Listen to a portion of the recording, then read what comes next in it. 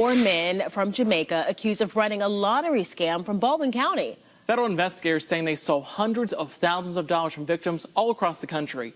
And our Natalie Williamson has been looking into this. Natalie, walk everyone through how this alleged scam worked.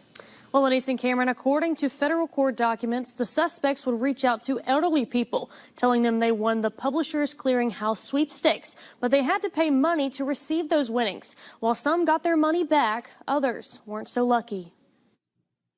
Tonight, investigators say 4 men from Jamaica are accused of stealing more than $200,000 from victims all across the country, including right here on the Gulf Coast. The FBI arresting Peter Walcott, Malik Chambers, Romario Nimbard, and Jermaine Smith in Foley. According to this affidavit, the suspects tricked victims into thinking they won a lottery. But to get their winnings, the victims had to pay what the suspects said were taxes. Investigators say the victims then shipped the money through FedEx.